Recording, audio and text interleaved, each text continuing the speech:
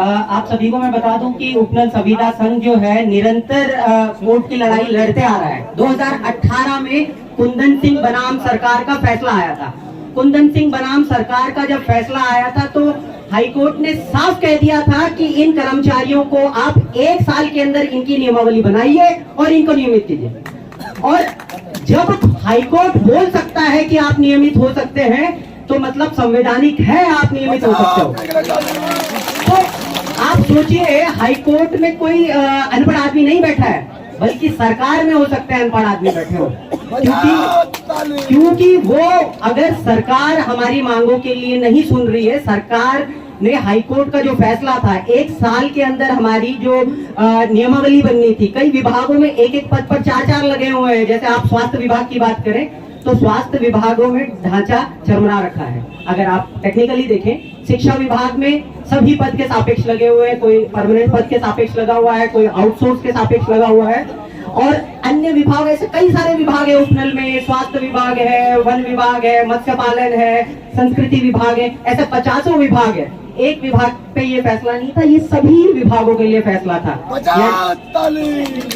यानी कोर्ट का मानना था कि आप लोग जितने अल्प वेतन भोगी हो, आप लोग नियमित हो सकते हैं। तो संवैधानिक रूप से आप लोग नियमित हो सकते हो, केवल सरकारों के कान में वो हमारी आवाज डालने की जरूरत है।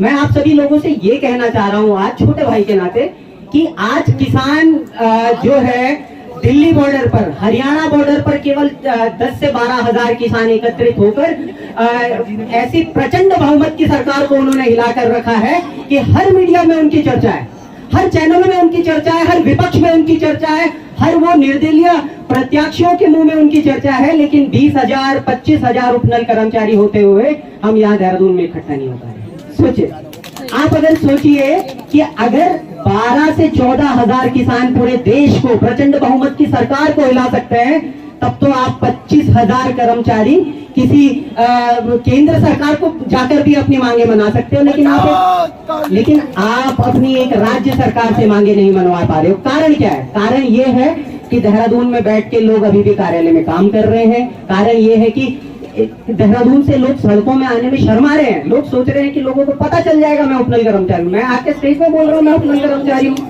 अगर आप सड़कों में आने में शर्माएंगे, अपने भविष्य के लिए शर्माएंगे, तो आपका जीवन निरंकुश है। आप छोड़िए, आप छोड़ दीजिए नौकरी, और कहीं हमारे बीच में बेरोजगार युवा है जो नौकरी करना चाहते हैं। कम से कम तादाद तो कम होगी। अगर आप ऑफिसों से बाहर नहीं आना चाहते हो तो कम से कम उन बेचारे, उन बेबस किसानों से सीखिए जिन्होंने केंद्र सरकार को झुका के रख रखा है। मैं आपको इसी परिपक्ष में बताऊंगा, हाल ही में अभी राजस्थान सरकार के खिलाफ जो है हाईकोर्ट में जो फैसला गया था, एक गोपाल जी है, उन्होंने एक रिव्यू पिटीशन डाली थी।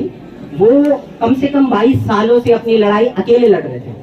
उनकी कल जो है उनको हाईकोर्ट की तरफ से, सुप्रीम कोर्ट की तरफ से, उसके बाद उनको जो है उस चीज का 22 साल लड़ने का जो है उनको फल मिला है।